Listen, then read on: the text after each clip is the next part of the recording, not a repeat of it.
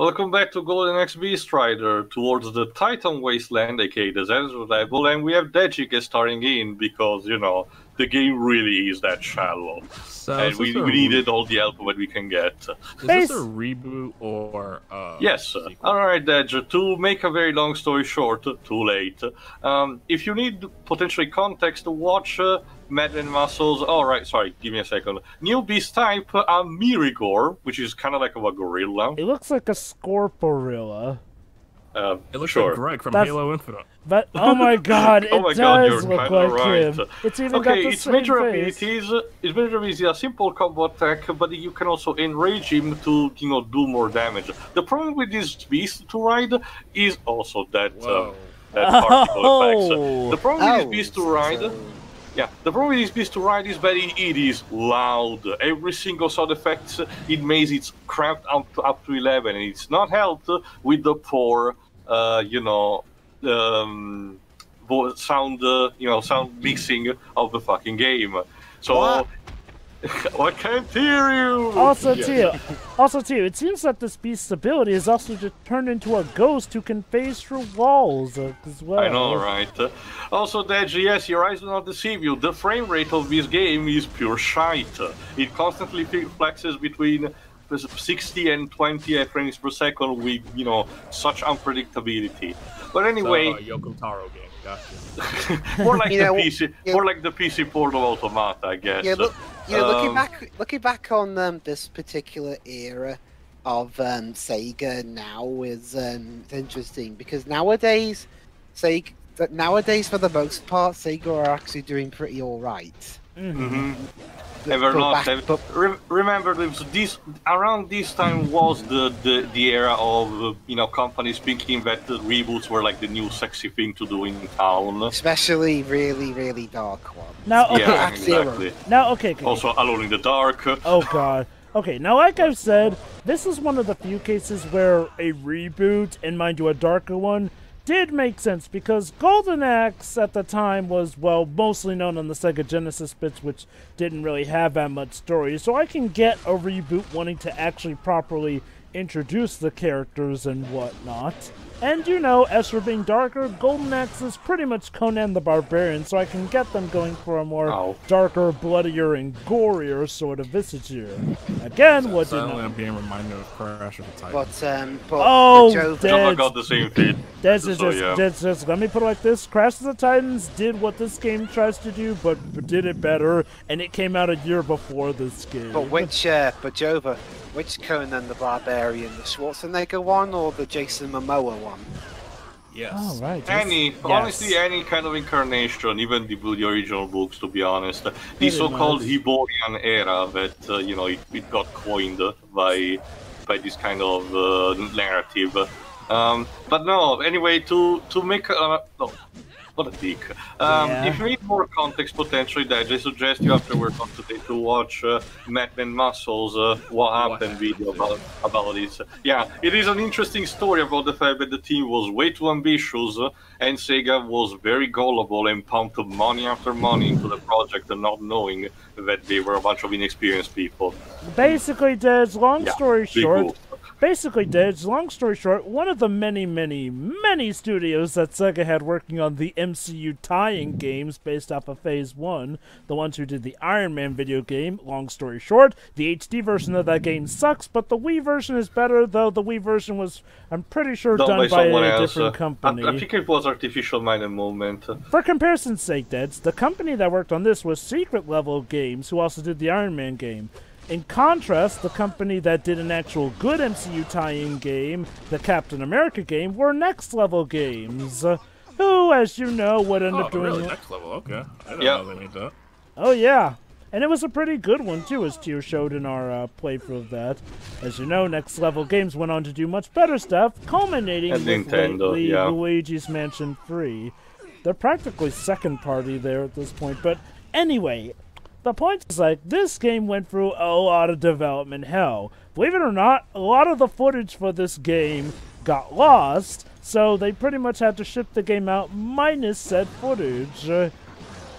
As you can also tell, it's not exactly coded that well the best here and there. Yeah, I can tell there's a wall. Yeah, the actual beast gameplay is pretty naff, considering how that's supposed to be the selling point of this game. The writing is meek, let's say this. And, yeah, what was originally supposed to be, you know, a nice free sort of story, basically it would center on the multiplayer component, mind you. Ended up being just a story focused on just Tyris, as opposed to the main three heroes of the franchise, Tyris, X-Battler, and Gilius. What would you say is a worse disaster, this or Aliens Colonial Marine? You know what? I'm gonna say Aliens Colonial Marines, because one was just... Aliens Colonial Marines as one, the one major difference between Colonial Marines as compared to this is the fact that it's actually a game in canon, in continuity, that kinda, sorta, you know, tries to retcon something that happened between Aliens and Alien 3, but I will not mention for the sake of spoilers. Is it the clone? No. If you watch the movies, you would know kinda exactly what happens in between the two movies, but we probably retconned. But Everyone again, dies? no, that I suggest you to watch the movies for yourself to understand. But honestly, to me, that wasn't really a problem. The problem was, unfortunately, everything else. The entire campaign marketing that was misleading, the terrible handling on Gearbox on the subject, which was clear as day, that they used the budget instead to, let's just say, inflate a bit more their development of Borderlands 2, you know. And when Sega actually tried to, you know, actually gain control of the situation, you know, with the suing and everything, for some reason, Randy Pitchford and his cronies managed to actually turn the table on them. I don't know how they did it, but it really is a sad tale. He never reveals his secrets. Of course. Let me. Okay, I'll just. To be fair, he's not in jail. To be fair, things got better with Sega actually giving Alien Isolation, which is a much better game. Oh, thank God for that. Okay, I'll just sum up Aliens Colonial Marines like this: one misspelling in the code, and it all went downhill from there. Not just that, remember, Jova, many features that were in the trailers, like, say, the power load mechanic, were not in the main game, so... I will give this game credit. At the very least, it delivered what it promised in the marketing. Aliens Colonial Marines cannot even say that, and quite honestly, I'd say this Aliens Colonial Marines had more embarrassing coding errors. Good. Well, mind, in terms of series reputation, at least the game after Colonial Marines was good. This game, as far as I know, there hasn't been anything in Golden Axe since this one. No, as I mentioned, the Sega Australia team... As I mentioned, the Sega Australia team actually wanted to make another reboot, this time part of their program. I forgot what specifically called, but they wanted to revitalize most dead Sega IPs like this and Streets of Rage by having 3D, their 2.5D/3D versions, kind of like what we did with Castle of Illusion, and having the gimmick that they're going to be sharing the same universe in some capacity. You know, a neat idea. Too bad that Sega was in their weird period, and after Castle of Illusion SG decided to close the entire studio down. And I'm guessing that was back before Sega had the idea to just license to outsource, to minor developers and publishers. Yes.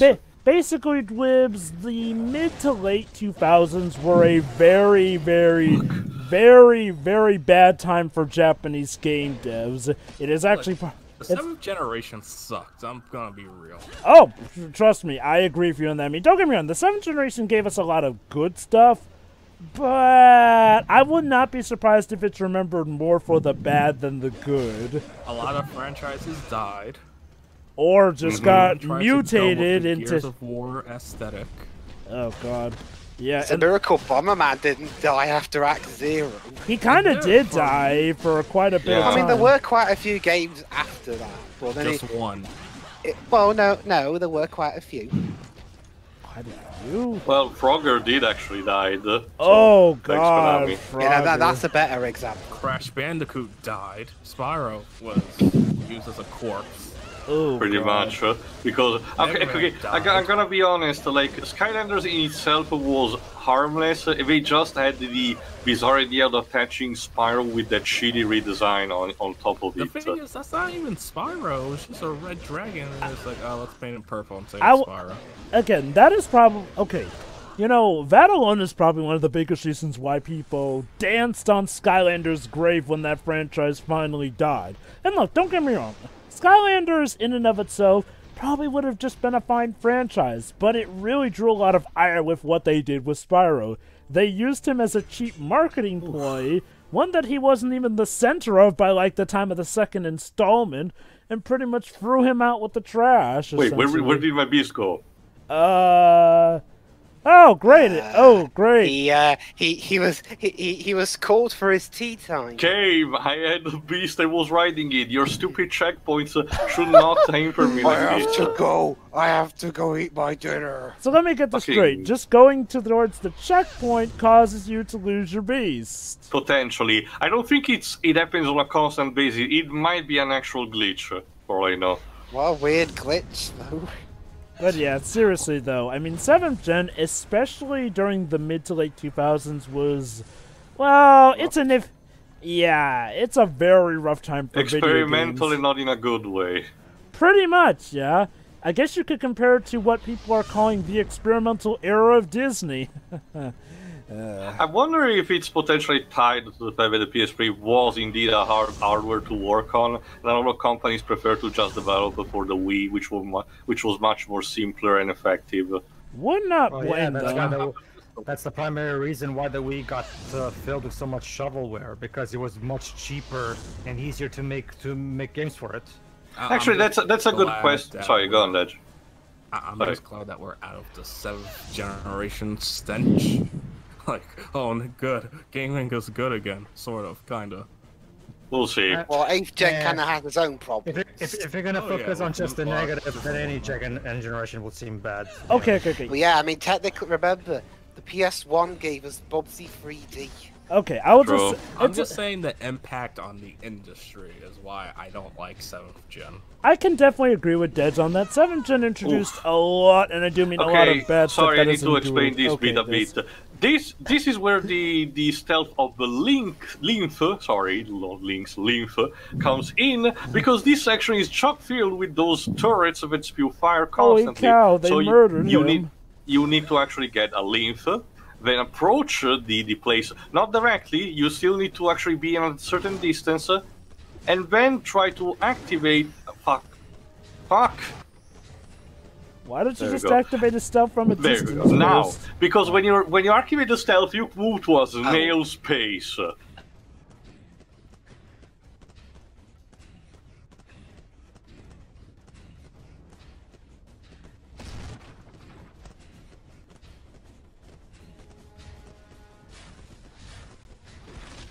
But again, the stealth of the lymph is used so poorly and just, in this kind of gimmicky way, and it's immediately followed by one of these particular hordes that are one of the more nasty in the entire game.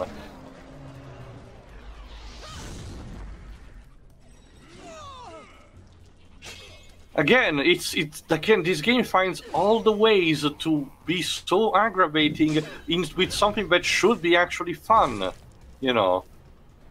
I want another attempt at Golden Axe. Yeah. Me too. Honestly, I'm gonna be more open. Even in any kind of way, even like this, making like God of War clone for all I know. The formula can work like this. No, thank you. I would rather have God, I'm a blank right now. Their name. The guys who did Streets of Rage 4, yes, I get it. I would rather have the Streets of Rage 4 developers just make a new Golden Axe in the same style, and that's all the Golden Axe series needs. I'm honestly fine either way, because, yeah, I can see Golden Axe working with a God of War style, but also in general, I can see it working what the franchise needs is a new title and one that is solid enough to stand on its own. That's why it managed to work for stuff, again, like Streets of Rage, But, or even Strider 2014, that was also another good candidate, even though Capcom hasn't followed that much from it. Yeah, Strider 2014, the director of it was the same guy who gave us Mega Man 11. Oh, cool. Ah, neat. So actually, it seems to be actually understanding how the IPs did work. But yeah, like again, he also directed RE0. Oh, okay. Zero. Okay, that connects to a question that I was curious about before, about the gens, like the Wii, for example. Yeah, if I remember correctly, you did play it, Pedro, so but in case, just let me know, but in case you did play it, how is Zack and Wiki? Oh, Zack and Wiki is great. like what is it about? A platformer, like a puzzle? No, Zack and Wiki is a point-and-click adventure game too. I didn't know that. That's why I asked. Zack and Wiki was basically Capcom taking forward. Was basically the first third-party game on the Wii that took proper advantage of the Wiimote's capabilities. It made good use of the shake. It made good use of the pointer controls for the point-and-click aspect of it. The puzzles were fun. The characters were fun. So Capcom's take on Monkey Island? Not really. No. Like, it's more akin to 80s anime rather than anything Western. Oh, okay. But think something akin to. How do I put this? Think something akin to. Doraemon, maybe. Not Doraemon. No, that's 60s too. Oh, okay. The point is, good old-fashioned treasure hunting animes from the 80s. Okay.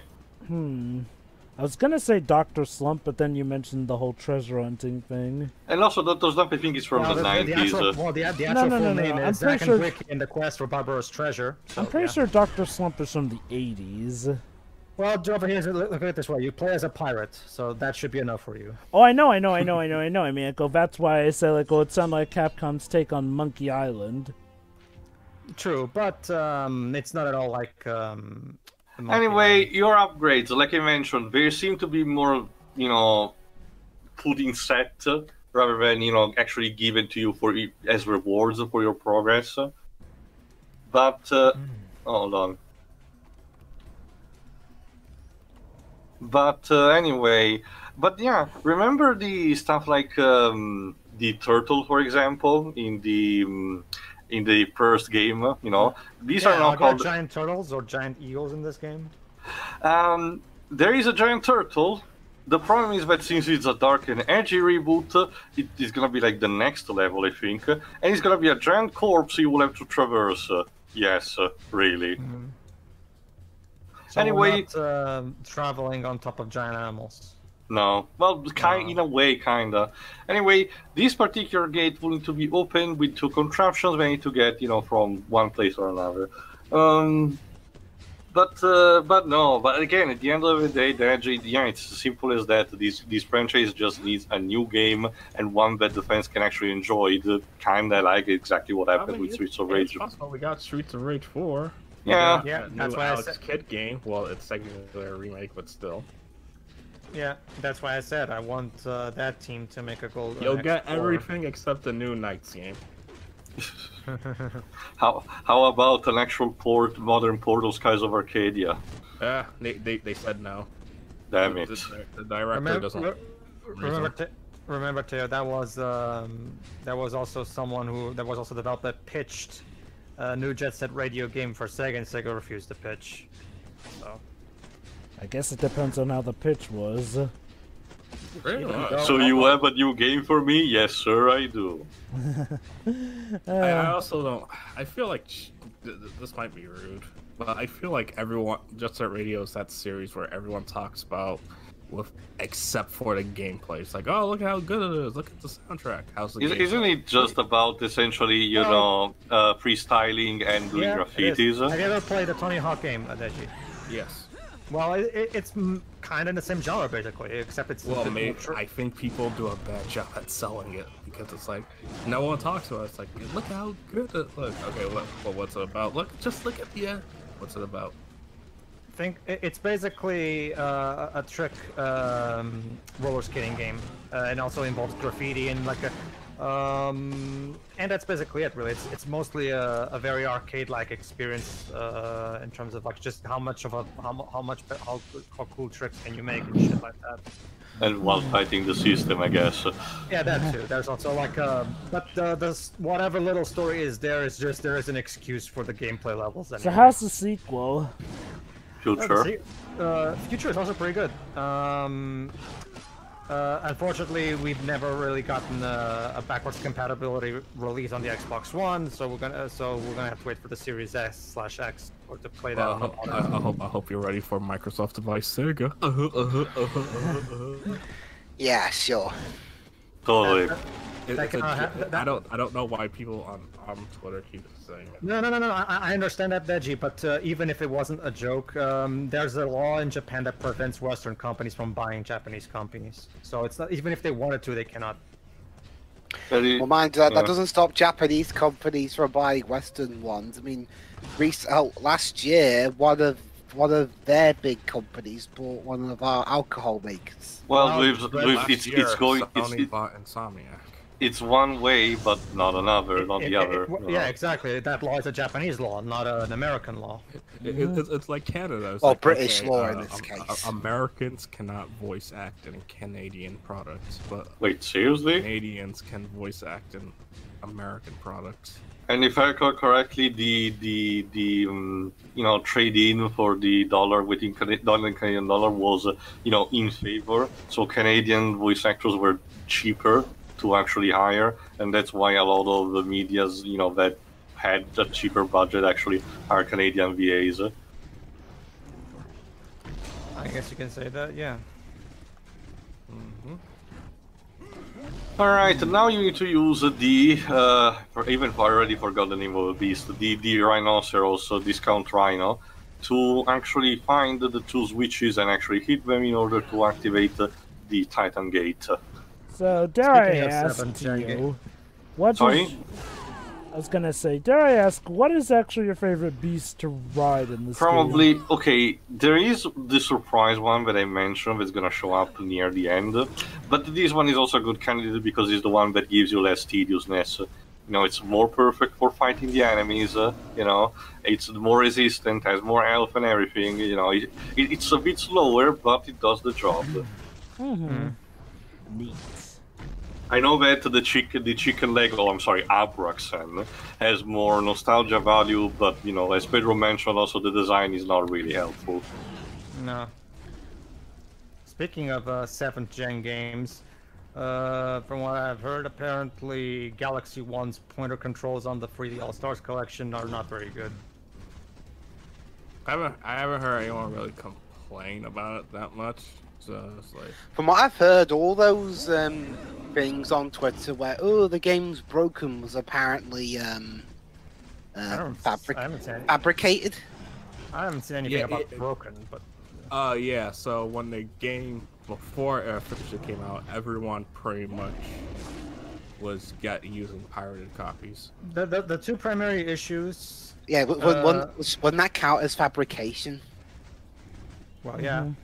The two primary issues that I've heard is that they had to remap the way Flood works because there's no analog shoulder buttons like with the GameCube controller. Again, even if you use the GameCube controller adapter, it doesn't work because the Switch just treats it as a Pro controller anyway. They also had 7 months to make that collection, which is why I will just say this. I will just say this. I will just say this. A lot of companies really should just bite the bullet and delay stuff in regards to the current pandemic going on, and some movie companies need to nut up and just release their movies on streaming services. I'm looking at you, MCU, who has once again delayed Black Widow and by extension the entirety of Phase 4 now again. But honestly, yeah, I know, but honestly, I don't know what annoys me more. The issues that the Barrio collection apparently does have, or the lying, quite frankly, from the stuff leading up to it. Well, I never said anything factual. I said that I heard about it. I haven't actually. Yeah, I said that too. I said it apparently does have. Well, as someone who owns the collection, I can tell you that there are plenty of issues because I can only say apparently because I've never played it. Sure. It's just. But you guys know me. If there's one thing I don't like anybody doing, even if they're just like people on Twitter, is again, I know it's the internet, but I hate like. Well, okay, actually, then Deji, from a Mario fan to another, like, okay, so how exactly do the flood controls work on the pre-all stock, like, since you don't have analog shoulder buttons? Okay, so in order to do like the over the shoulder for flood, you have to press R. In order to just fire flood at random, at wherever you want, you'll have to press ZR. Huh, I see. So it's like, it's kind of weird, because I was like, oh, I need to press R. I was like, why am I struggling with this PD Piranha boss fight? It's like, again, you know, Nintendo, this could have been easily solved if the game was compatible with the GameCube controller adapter. Just saying. Admittedly, though, people who didn't have a GameCube controller would kind of be plumb out of luck in that regard. Well, there's only so many people we can please, Jova. Well, it's why I'm just gonna be quite honest. I feel like at least 2/3 of that collection should have just been proper remakes, because those games are so dang old that anything outside of like a remaster or something that, you know, just flips the controls, wasn't really gonna hold up that well. I can agree with that, yeah. Also, if they were remakes, you do realize they'll charge $60 for each, right? I'll take that over. I'll take that over. Yeah, what we got, though. I mean, at least Activision only charged like $40 for Crash and Spyro, and they were full-out remakes. Well, okay. They would sell. Although they the are. primary issue is that. Go ahead. Okay. The primary issue is that Sunshine was made with the GameCube controller in mind, much like Smash was made with the GameCube controller in mind, which is why Nintendo kept supporting the GameCube controller over the years for Smash players. Deji. Okay, with the pointer controls on the Wii, thanks to the infrared, were incredibly easy to use on the Wii. How do the pointer controls in Galaxy 1 work? I have not played Galaxy 1 yet, because I'm currently playing Sunshine. I've heard that they use gyro. Sunshine is buggier than this one. And considering how much of a jank mess Sunshine originally was, it's like, ugh. From what I've heard from the original trilogy, most of it is pretty much to par how it was back then, except for Sunshine. Sunshine is like the one thing that I've heard people definitively say was better on GameCube for the most part. 64 also has this latency issue. Like input lag? Not one-to-one, but it's like, something's off. I will. It's weird, like, why couldn't Nintendo get Tantalus to work on that collection? Because Tantalus did a really good job with Princess HD. I don't know what studio or division of Nintendo worked on these collection. I'm convinced that if this pandemic never happened, it probably wouldn't be as bad as it was. Probably. From what I've heard, it's also the main reason we didn't get Galaxy 2 on that collection as well. It doesn't change the fact that it makes it so that the collection is not worth $60. Oh, anyway. I absolutely agree. Go on. But anyway, I got $50. Again, it's bad when quality-wise, you're being outdone by this one of the sleaziest gaming publishers in the world. Deji, question: have you ever played Captain Toad on the Switch? No, I have not. Okay, well, because Captain Toad, the original on the Wii U, used again in true Koizumi's team fashion, they made fantastic use of the gamepad's capabilities. However, since we don't have a proper gamepad in the Switch version, they had to replace the touch stuff with by adding a cursor that you control with the gyro controls of the Switch. And while not ideal, I personally prefer playing on the Wii U. It still works just fine. Oh god, I'm scared of how 3D World's going to be handled on the Switch because of those gamepad levels. True. True. Alright, They're not likely to do the same. However, it's Koizumi and his team working on Where that did my steel remastered, went? so I'm more faithful for that. I'm more hopeful for that one because Koizumi and his team are actually doing that themselves. Alright, so... I need to explain this. See, that's one of the titans, one of its skeletons. So the good news is that there are 3 pieces of the golden axe scattered in this desert. Now this is actually a very open world, kind of a mini open world, mini hub section, and I need to scavenge the place to find the 3, which basically are 3 mini battle arenas we need to conquer, for each one. The problem is that the place is big and the fights are absolutely nasty, and you need to deal to all of them in one go with very little healing item capabilities, roaming around. So, and this is also where the game starts introducing the skeleton enemies. So, fun stuff. But yeah, Koizumi and this team did a good job porting Captain Toad to the Switch, so I have faith that their 3D Final World Fantasy ports will also XIV be... music. Remember, So that's just the rule, Remember, Deji, in Koizumi we trust. Yeah. I mean, thank God they at least delayed Bowser's Fury. I'm sorry, Super Mario 3D World's Deluxe Edition with Bowser's Fury. Apparently that was supposed to come out this year, but that got delayed properly as well here and there. It's like, okay, 3D All-Stars definitely does feel like a sort of thing that was under a very pressured state.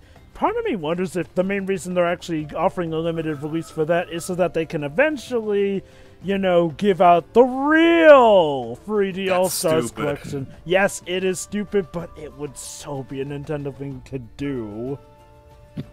I mean, the sad part is people would still buy it regardless. Okay, that's the same problem. That's the same problem with every major franchise like Pokemon. People can complain a lot, but the point is that there will always be a percentage that will still buy it regardless, which will mean net profit. The biggest clown shoes moment is everyone who kept complaining about New Super Mario Bros. U and tired of that franchise sub-series still bought it. BSC bought it. Game Explain, even the ones that didn't get review copies, still bought it. That's the thing.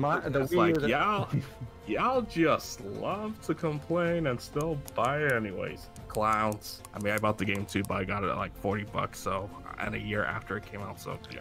This is why I respect moments where the gaming community does stick to their guns, and as a result, the devs have to listen to them. Case in point. Was the reason you're proud of it, Joe? Because it's so bloody rare. Actually, Dwibs, it's not as rare as you think it is. It's happening quite a bit. There we go. Now the Golden Axe is almost complete. It's just missing a couple more pieces. Almost. Like, again, don't cherish it. It's still functionally basically the same. It doesn't even do that much more damage. So, yeah. For example, one of the moments was actually with Sony, where they thought they could get away with the PS3. Did not turn out that well for them. Oh, sure, by the end of the generation, they were starting to pick up the pace, but the damage was done heavily to the point where Sony had to, clean up quite a few things. Heck, they're still doing that to this day. A little bit arrogant with the PS5 right now. Yeah, well... At you, Miles Morales, Spider-Man. What have they done now? Basically, like if you buy it on Spider-Man on PS4, if you buy it on PS5, it won't upgrade. I won't share your save data. That's not what Insomniac said, though. Let me check that. Oh wait, did they say you can upgrade? Insomniac said on their Twitter that if you buy it on the PS4, it's part of the upgrade program. Yes. Oh, okay. It just won't save your save data. Oh, that. You mean it's not the saves are not cross. You cannot bring the saves from the PS4 to. Well, could be worse, I guess. I mean, it's not that. You can play PS4 games, and they're offering it on your PS4 subscription for PS Plus. That's kind of lame.